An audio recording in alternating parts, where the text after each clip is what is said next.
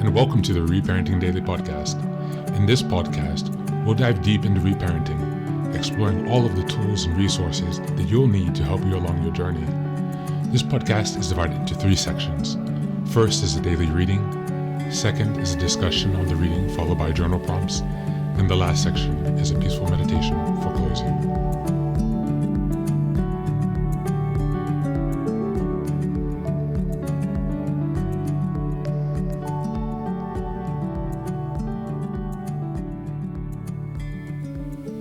Yo. Welcome back to another day of Reparenting Daily. Thank you for being here. I much appreciate it, as always. So before we go ahead and get started today, I'd like to go ahead and give you a reminder that we've just started a Patreon community where you can go ahead and join. We have 3 meetings now every week. These are meetings via Zoom. On Sunday, we have a meditation meeting where we're doing our group meditation together. And on Tuesday, we're doing a book club meeting. We're going to be going through different books and things to make progress on our way towards reparenting. And on Thursday, we also have a open topic discussion meeting where we meet just to chit chat and to share progress updates on our reparenting journey. So you can go ahead and check out my website, go to the community tab, and you'll find all the details about joining the community, what you get with that, as well as the cost of that for joining our Patreon. So be sure to check that out. However, if you're not ready to join the Patreon community, there are many other ways you can support the podcast and the project overall. The number one is being if you give us a like, share, subscribe. It would really help us to spread the word and to get ranked. So if you could give us a 5-star review on Apple and Spotify podcasts, that would be greatly appreciated.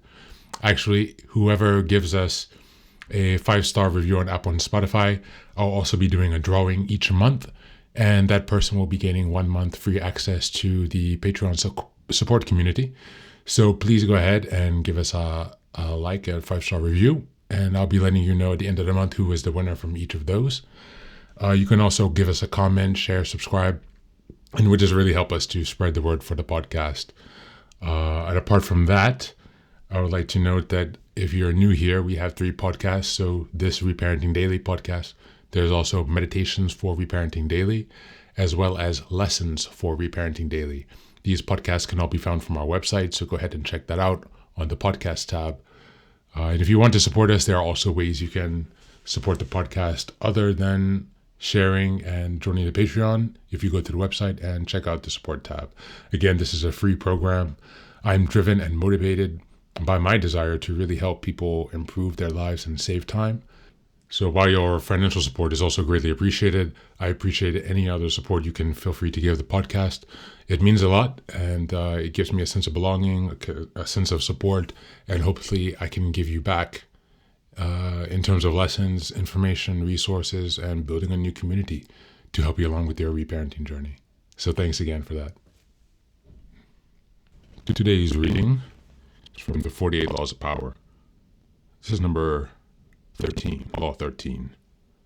When asking for help, appeal to people's self-interest, never to their mercy or gratitude. Judgment. If you need to turn an ally for help, do not bother to remind him of your past assistance or good deeds. He will find a way to ignore you. Instead, uncover something in your request or in your alliance with him that will benefit him, and emphasize it out of all proportions.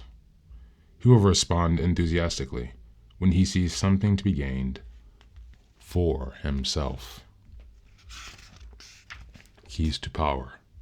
In your quest for power, you will constantly find yourself in the position of asking for help from those more powerful than you.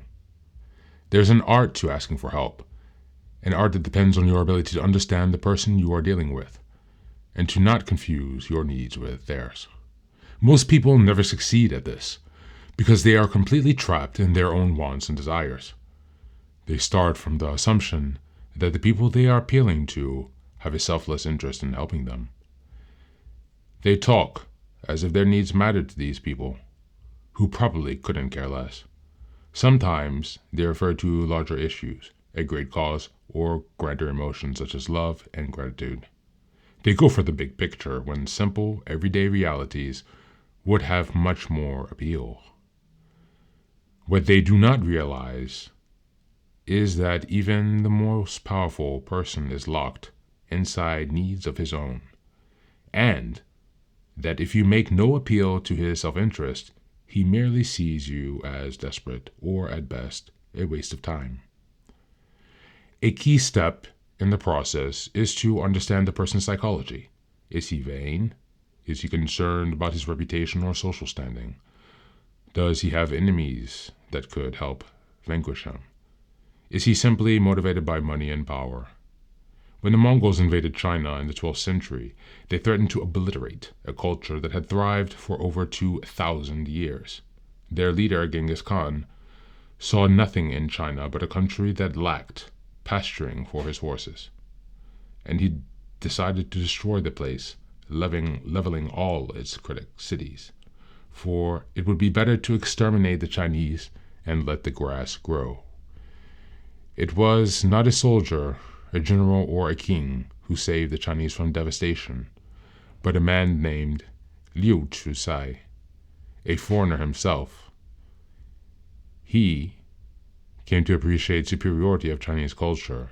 He managed to make himself a trusted advisor to Genghis Khan and persuaded him that he would reap riches out of the place if, instead of destroying it, he simply taxed everyone who lived there.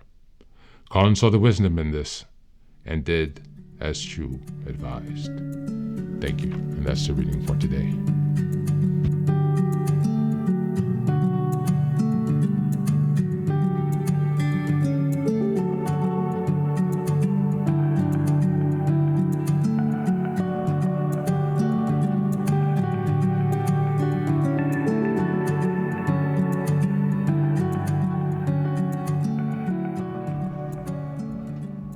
Welcome back.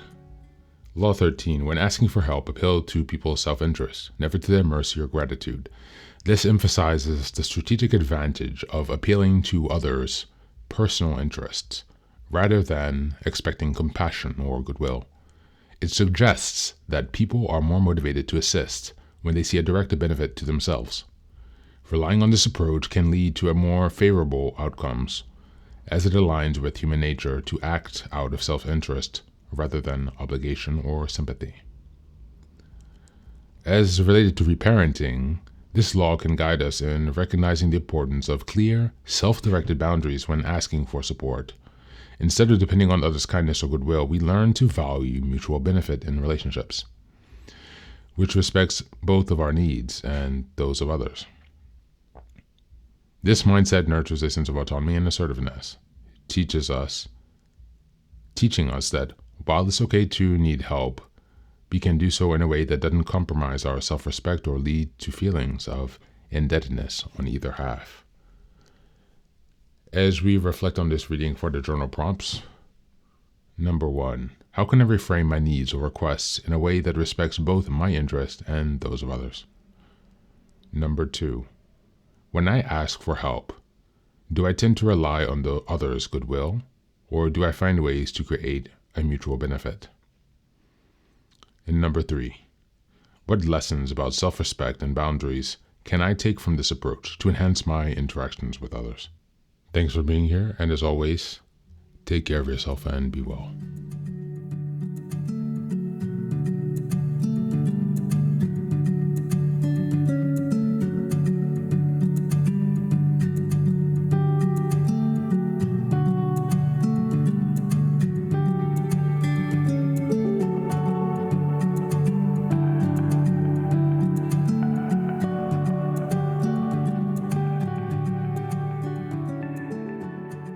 And now, let us move on to the final section, the meditation. This is an unguided meditation. I will simply provide some music and you can take some time to relax. Please feel free to choose a location and a place where you feel safe and where you can be undisturbed for the next 10 minutes. You can choose to be sitting down, standing, as you like, wherever you are most comfortable. Thank you for being here and enjoy the meditation.